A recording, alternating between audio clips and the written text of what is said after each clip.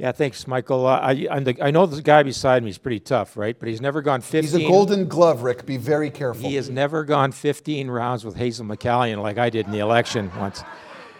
Anyway, what I learned from that was that the big city mayors are mad, right? There's no funding formula for them from the federal government. They depend on property taxes to raise their money, and it just doesn't cut it because they have so many expenses. They have to build roads, et cetera, et cetera. 100 years ago, Canada was a rural country. Now it's reversed itself. We're an urban country. The feds have to get some money down to the provinces so they can get it down to the municipalities. How is the federal government going to do that if the NDP is in power? Thanks, Rick. So I believe a couple of months ago, it was at the Federation of Municipalities meeting where cities raised this concern, and it was made loud and clear as to what their concerns are. The number one problem that cities have been raising is that there's no long-term sustainable funding for cities so that they could have budget planning ready for any infrastructure project, whether it's public transit, whether it's infrastructure, construction. So the long-term plan for the NDP is that 20-year funding, 1.3 billion every year, so that cities that want to invest in public infrastructure know exactly how much money and when is coming to them. So this is a practical, doable solution for cities. And the other part of the plan is there's a lot of bureaucracy and red tape revolved around how cities get that money. So the NDP plan is, Martin Singh alluded to the gas tax, increasing the share to cities. And the plan for the NDP is to make sure that money is going directly to cities and removing the competitive process between cities and therefore making it easier for cities to plan their budgets. Okay, somebody's mad at me because I keep asking the NDP. So for the Liberals? I think municipalities have made it quite clear that one of their largest burdens is infrastructure and how to keep up with their growing population.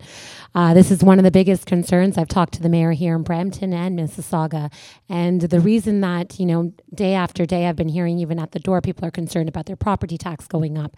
A large part of that has to do with the fact that the cities cannot keep up with their infrastructure demands. So the Liberal Party, through their $125 billion infrastructure infrastructure plan, will give money to the cities. And at the end of each year, all the money that has not been committed will be trickled down to the municipalities. So in our budget, we will create a consistent flow of money that goes to the cities every year.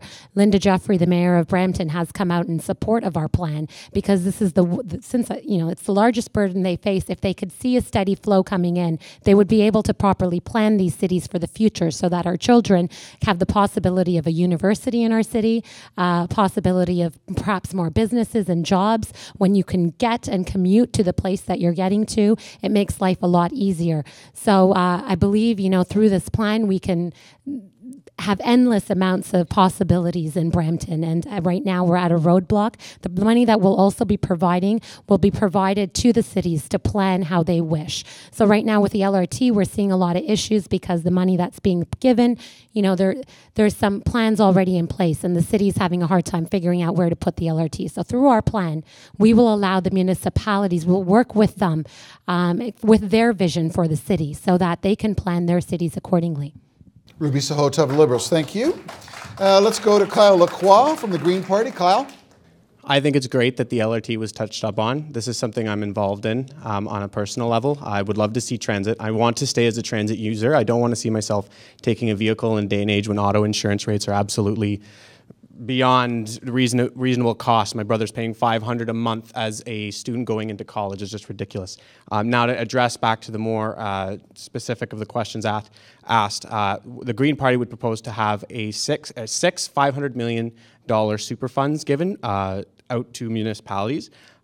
This is something that the municipalities would have a say in and how it is spent. Certain things that this would be spent on would be water and waste treatment, public infrastructure, which is definitely something that we need as a city in Brampton. We're really much falling behind when it comes to public transit. And I'm saying this as somebody who's personally been taking it since I was employed at the age of 14. It's been a struggle. It takes me to get across the city what would take 20 minutes on somebody who drives a car, it ends up taking me an hour and a half. And that's unreasonable for a city that is expected to grow, as it was said so much in the short amount of period we have coming up in the next few years. Another area that's pushed that this would go through would be in promoting cycling in our paths. It would promote a waste cleanup, other social programs, so it could be allocated towards the needs of what would be for Brampton. One of them we've seen is childcare. So that's something that instead of just giving it, putting on a silver plate saying take it or leave it, instead municipalities would have more of a say in how they would spend this money. So we could look into the specifics that Brampton would need and how much it would cost, and then from that super funds that are being given to the municipality, they could use this to allocate how much they would need, and so that we have flexibility in how we answer the problems and given from the federal government. Okay, Kyle, thank you. Final rebuttal is going to Adoma Patterson, please.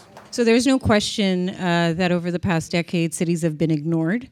And I think the NDP approach is to make cities and provinces partners once again, to take the political piece out of giving money to one city over the other, as Harb said, so that we take the competitiveness out of it. They can plan long term. We can use the long form census to ensure that the fair share that Brampton and Peel Region needs gets to it, and that 1 cent from the gas tax, in addition to the investments in transit, will make a difference to the cities. Okay, thank you, Adoma.